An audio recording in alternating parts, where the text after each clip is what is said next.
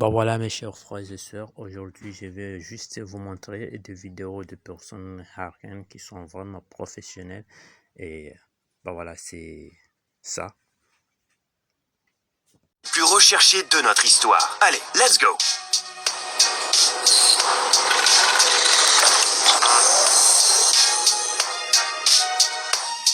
Commandant X. Cet homme, de son vrai nom Christopher Dwyer, a plus de 7000 followers sur Twitter.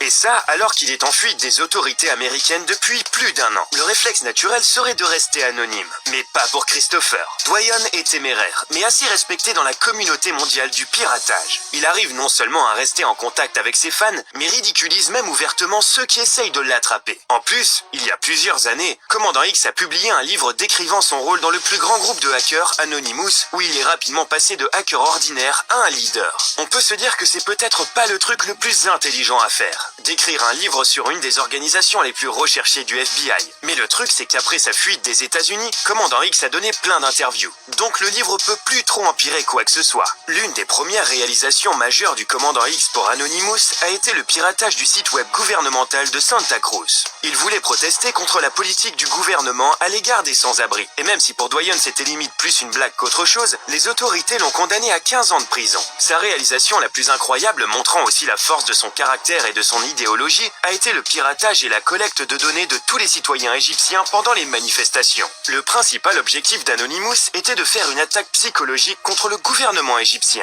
Pour réussir cette mission, Dwyer a dû travailler dans des conditions plutôt étranges. La journée, il travaillait tranquillement en Ségur. Voici un autre membre d'Anonymous. On pourrait presque dire qu'il est né le clavier dans la main, parce qu'il a vraiment commencé très jeune. Hector a été élevé par sa grand-mère, qui vivait dans un quartier pauvre de New York. Un jour, il a décidé d'aider sa famille financièrement, et a volé des données de cartes de crédit en utilisant ses compétences de hacker. Comme ça, il a pu payer ses factures et vivre sa vie tranquillement. Après avoir rejoint les Anonymous, Hector a reçu des missions bien plus sérieuses. Par exemple, il a piraté le site web du Premier ministre tunisien, où il a publié une lettre de soutien aux manifestants contre le gouvernement local.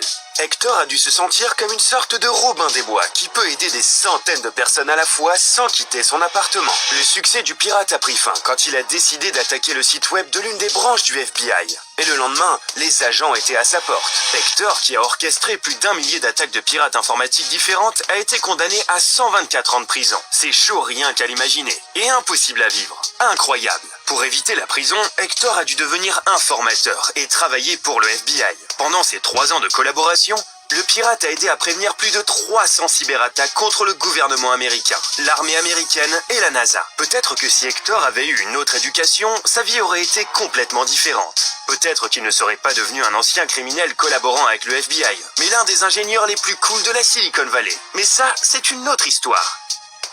Marcus Hutchins.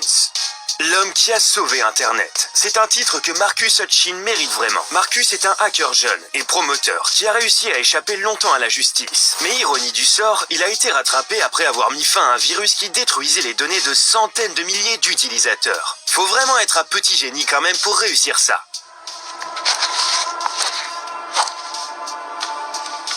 Déjà, ses parents lui prédisaient un grand avenir dans le domaine informatique. Mais les études informatiques ne lui ont pas donné ce qu'il voulait. Marcus s'ennuyait souvent. Alors il a continué en solitaire. Il n'avait pas le droit de jouer à ses jeux favoris comme Call of Duty ou Counter-Strike, ce qu'il trouvait vraiment injuste. Peut-être que sa carrière de hacker n'était qu'une vengeance sur ses profs chiants au final. À l'âge de 13 ans, les parents ont offert à Marcus son premier ordinateur, qu'il a démonté et remonté en remplaçant certains composants. 1 an plus tard, il a créé le premier logiciel pour voler les mots de passe des internautes, après avoir découvert où Internet Explorer stocke les clés de chiffrement. 2 ans plus tard, il a quitté l'école. 3 ans plus tard, il a commencé à proposer ses services sur le Darknet.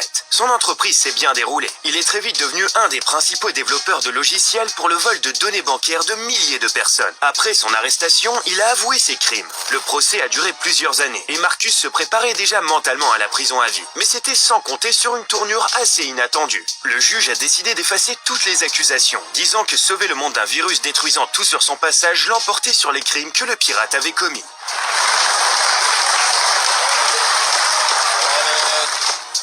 Eric Taylor.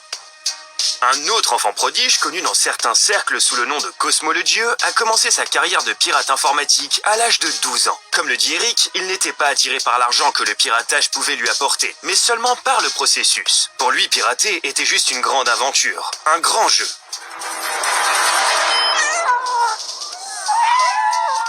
Après avoir trouvé des personnes partageant la même idéologie sur le net, Taylor s'est associé à ces personnes pour cibler et récupérer les données des utilisateurs à partir de sites web comme Amazon, Apple et Netflix, même si ces sociétés nient avoir été piratées. Quand il s'ennuyait, il envoyait des appels à l'aide à la police pour des crimes violents et gore. Évidemment, quand les policiers arrivaient sur place, ils ne trouvaient rien.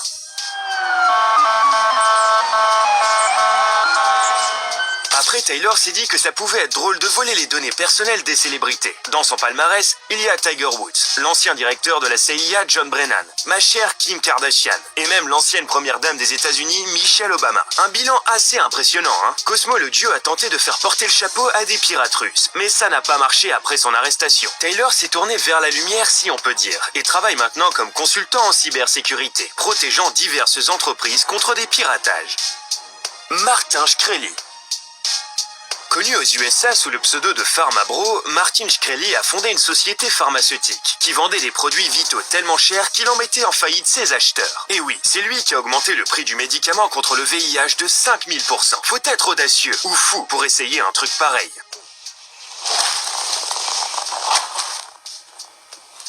Et en même temps, Shkreli a réussi à tromper ses investisseurs en leur mentant sur la gestion de 2 grands fonds. Sauf que sa fraude a été relevée au grand jour. Shkreli a été condamné à 7 ans de prison, avec saisie de tous ses avoirs fiscaux et de ses biens. Étonnamment, il était le propriétaire du seul exemplaire de l'un des disques du groupe de rap Wu-Tang Clan, ainsi que d'un tableau rare de Picasso.